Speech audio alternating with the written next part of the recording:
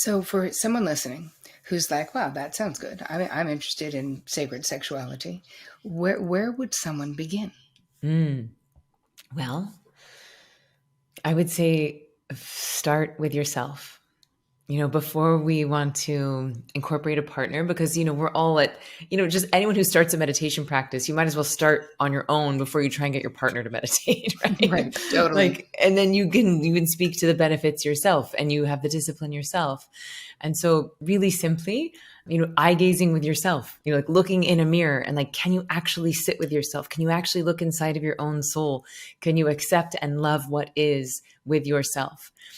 Might be a bit more advanced, but taking time, like actually prioritizing and taking time and making a date with yourself. So maybe 30 minutes even, playing your favorite music, putting on your favorite clothes, having, something that feels nice to your body, maybe a bath or a feather or a tea or a candle, or really truly like getting into all five of your senses, because we spend so much of our time, just addicted to these screens in the past, in the future.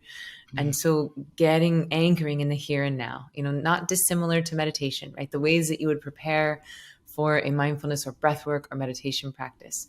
And then like what I love about pleasure prayer and the way that I teach pleasure prayer is that, you would drop into a meditative space. So, get into coherence with yourself, like listening to that still small voice inside, and then asking a question like, what would I love? What's one thing that I would love? And it might be a raise, a boyfriend, a delicious cup of coffee, a rose garden, time to paint. Like it doesn't matter how big or small the thing is. It just matters that the desire feels true and like yours. And then you want to drop into that five senses reality of that dream. And then from there, I recommend that people start a pleasure practice. And so whatever way you like to pleasure yourself, usually in the sacred sexuality communities, like anything that is like very, very fast, like a vibrator or porn or something, that's almost like eating candy. It's just like, it can be nice for a moment, nice occasionally.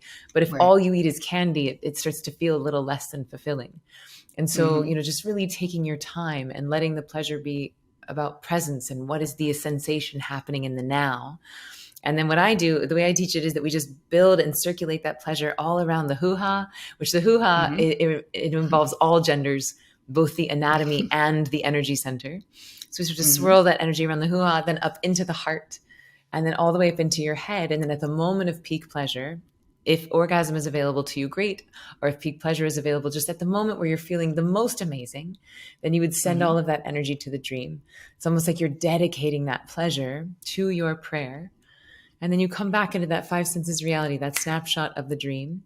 And then this is a really important point, just like after a yoga class, you would do Shavasana, because that substantiation, that integration really matters.